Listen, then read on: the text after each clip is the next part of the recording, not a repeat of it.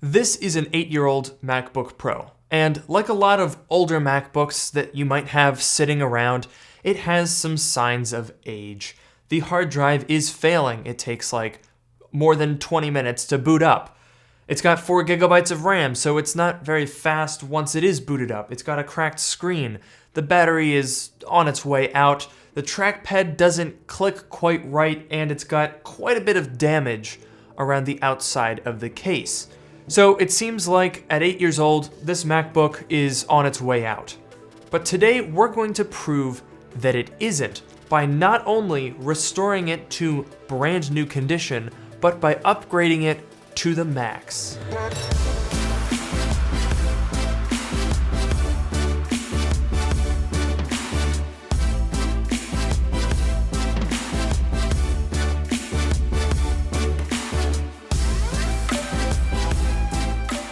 Today's video is sponsored by iFixit, my go-to for repair instructions, upgrade guides, as well as high-quality parts and tools. iFixit has generously provided all of the parts we're going to be using for today's repair and upgrades. I'm not joking when I say that the entire foundation for all of the repair work that I have done on this channel comes from iFixit. That is literally how I learned to do all of this stuff. They have thorough and high-quality repair guides for almost any Apple product out there, and they also stock most of the parts for them as well, so you don't have to worry about getting shady parts that don't really work on eBay. Not that I've done that before. The touch bar does not work on this top case. I opened up the machine and I looked at the touch bar connector. It's very clearly damaged. We're gonna have to literally do this entire repair again. So with iFixit's help today, we are going to be completely transforming this MacBook. It's Home Makeover MacBook Edition. But anyway, you may remember in my recent video where we talked about the value of buying a used MacBook Air, I discussed the possibility of completely maxing out a 2012 13-inch unibody MacBook Pro. And in fact, that's the reason why I paid $100 for this somewhat dilapidated 2012 unibody 13-inch MacBook Pro. This has the build-to-order 2.9 GHz Core i7 processor, which was the fastest one that you could get in this computer. So what we're going to do today is build the best unibody MacBook Pro that you can buy. And in order to do that, we're going to need a lot of parts. Are you ready? Well, first of all, and most obviously, the screen is cracked. So iFixit has sent over this brand new display assembly. Look at this thing, it's still wrapped up and everything. So we're gonna be replacing that. But in addition to the display, we do have a number of cosmetic issues around the top case and bottom case. So iFixit has gone ahead and sent me a bottom case and a top case assembly. Both of these are in perfect condition, so that's gonna be great. However, we do still have a few other minor concerns. The trackpad, for example, is water damaged and doesn't click properly, so we're gonna replace that as well. And the battery doesn't hold a charge, so guess what? iFixit sent over a brand new battery, which is going to make a huge difference. But all of that stuff is gonna restore this thing to like new condition, except for the fact that it's still gonna be really, really slow because we have that slow, failing 5400 RPM hard drive. So fear not, we're gonna replace that with this 1 terabyte Samsung drive. But you know, I was thinking, geez, a terabyte is really not a lot these days, so we should probably have more than that. And you know, iFixit was thinking the same thing, so they sent over this additional 1 terabyte solid state drive, as well as this caddy, which will allow us to replace the optical drive with a second SSD. We're also putting in 16 gigabytes of 1600 megahertz DDR3, which is the max that this computer can support. So with all of these upgrades, we're gonna demonstrate that just because you have an old, slow MacBook lying around doesn't mean that you need to throw it away. These things are still plenty good, and today we're going to build the best unibody 13-inch MacBook Pro in the world. Let's get started.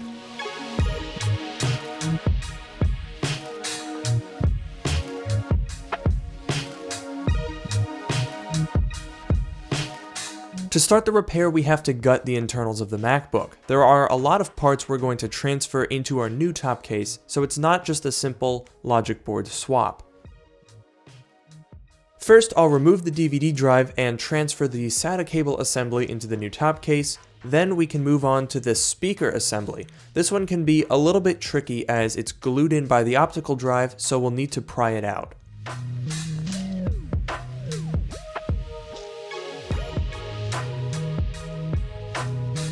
Underneath that speaker is a sneaky little antenna that's very easy to miss, so we'll grab that first. Then we'll take our display off the old top case and harvest the screws, which we'll use to attach the new display to the new top case.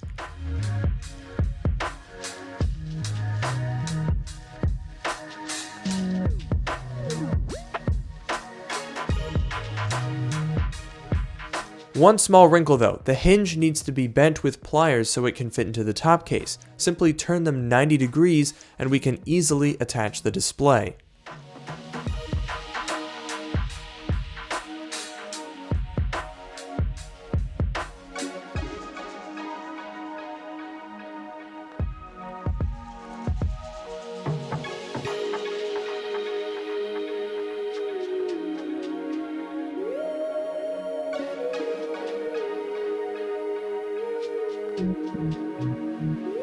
Now we can install the new trackpad with the screws harvested from the old top case and put in the antenna and speaker components as well as the mid-wall that we took from the old top case, which acts as a center point for mounting components.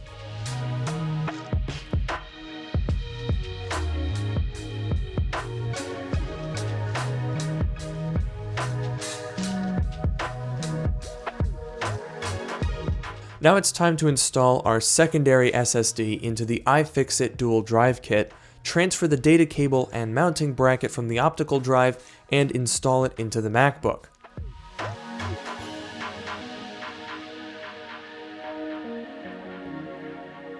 And now comes the tricky task of wiring the antenna connectors to the Wi-Fi and Bluetooth module. This can take a little bit of time.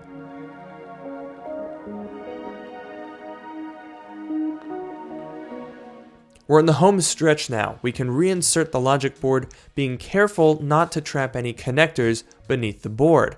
I always recommend plugging everything in before screwing the logic board down, that way it's easier to catch anything you might have missed.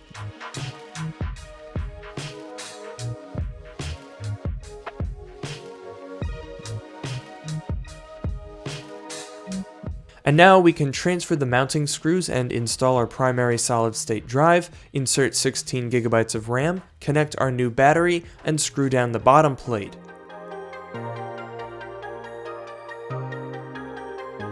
And now our ultimate unibody MacBook Pro is ready.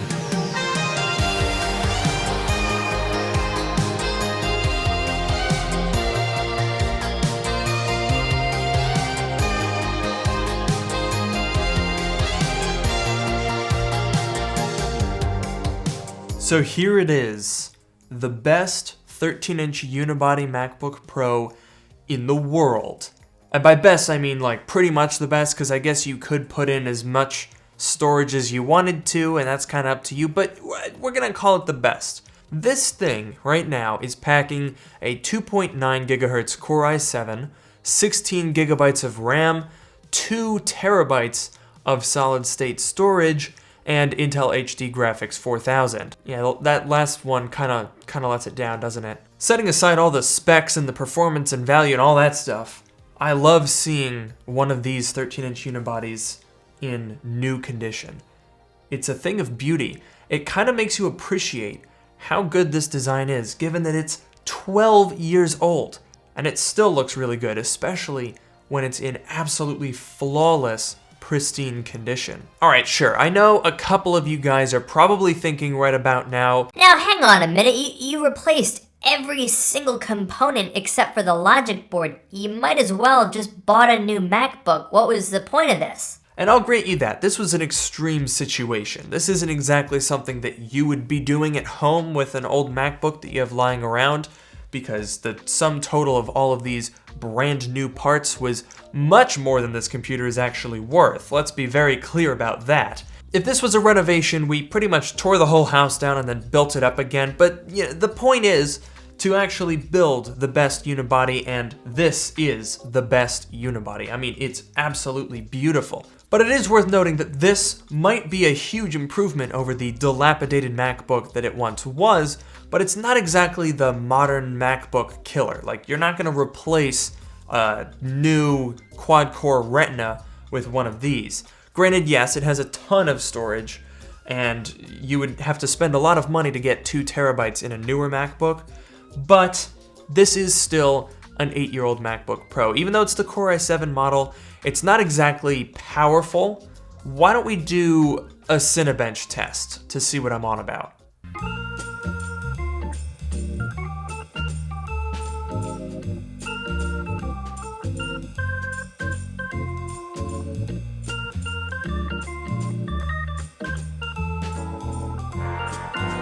So this might take a little while. Let's go ahead and speed it up a little bit.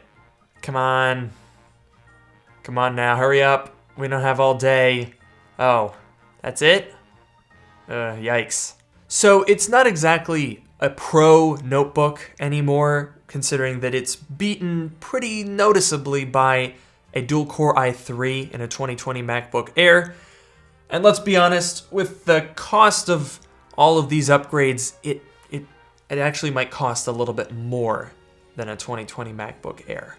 I never said this was a practical project. But the larger moral here is don't give up on your old and slightly broken unibody MacBook Pros. You can still breathe life into these things, whether you're buying one and upgrading it, or you're upgrading one that you already have laying around and you want to have a secondary computer. This is a great starting point. A lot of people actually throw away these unibodies because the hard drives die, they get really slow, they think the computer is useless.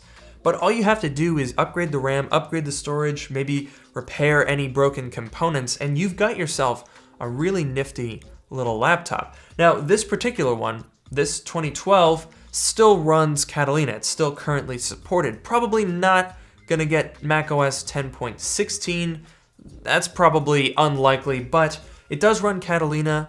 A lot of these unibodies can be upgraded to Catalina with patchers, and they don't have dedicated graphics, so it's pretty easy to get that done. You don't really have to deal with some of the issues that older Macs with dedicated graphics will get. And you can use even stuff like 2009, 2008 unibodies even. You can still use those in 2020. So don't give up hope on your old tech. It is really incredible how long laptops and desktops are lasting nowadays. Could you imagine 8 years ago when this was a brand new computer using a 2004 PowerPC Mac? Even then, that was a bit of a stretch, but for basic use, this thing absolutely crushes it. So that's gonna do it for this video. I hope you guys have enjoyed this sort of rags to riches tale of a decrepit MacBook being given a new lease on life. If you found this video enjoyable or helpful, make sure to leave a like and comment down below. Also, let me know what you think I should name this computer. I kind of want to canonize this in the Luke Miani lore, so I want to come up with a fun name for it. Leave any name suggestions in the comments below, or feel free to follow me on Twitter at Luke Miani and tweet them at me. And of course, don't forget to check out my subreddit, which is linked in the description below, and I will see you all in the next video.